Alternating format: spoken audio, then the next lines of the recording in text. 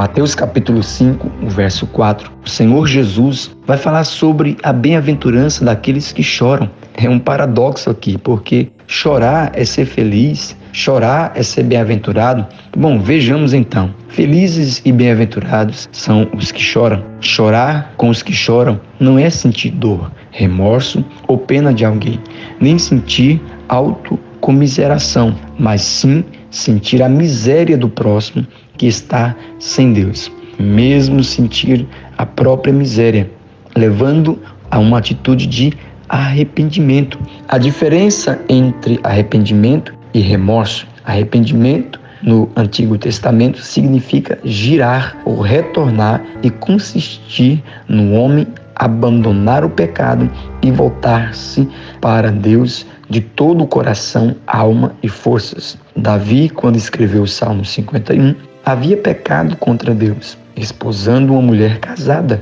O Senhor então usa o profeta Natã para repreender o rei adúltero. Natã foi até Davi e entregou a dura mensagem de Deus, mas era verdade. O rei, por sua vez, se arrependeu.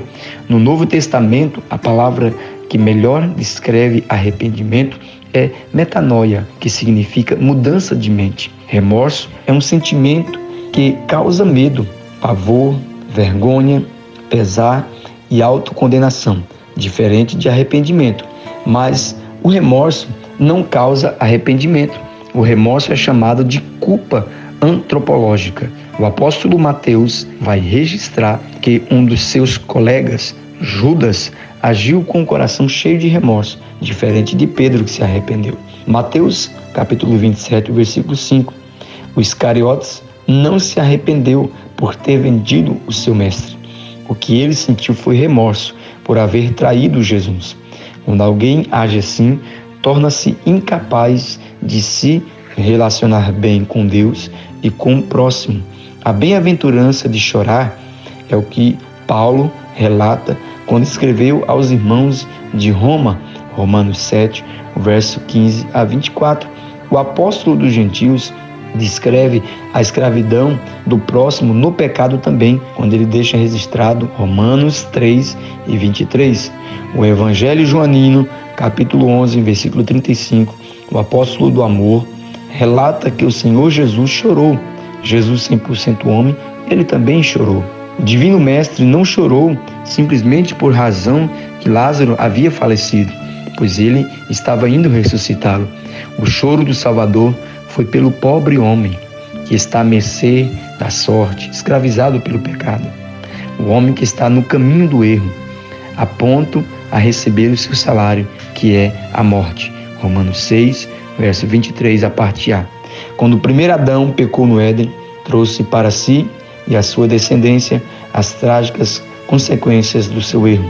Era o preço a pagar pelo pecado, mas o segundo Adão, perfeito, Cristo, lá no Gólgota, por meio da sua morte, enxugou as lágrimas do homem e proveu o livramento do poder do pecado e da morte, dando-lhe a salvação, resgatando o homem de volta ao jardim. Chorar é ato que deve levar o pecador ao abandono do pecado e em seguida sentir paz com Deus. Romanos 8, o verso 1.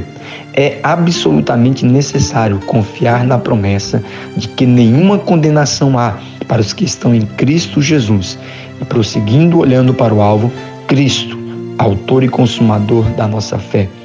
A bem-aventurança de chorar é ato que acontece quando intercedemos por nós mesmos, por alguém da família, amigos, pessoas que ainda não tiveram encontro com Cristo e vivem ainda debaixo do pecado. A Bíblia nos dá exemplo de sobra sobre choro. O choro de Jó chorou pelo seu estado, Jó 16:16. Pedro chorou porque negou a Jesus, Mateus 26:75. Neemias chorou por o seu povo e a sua terra, Neemias 1:4.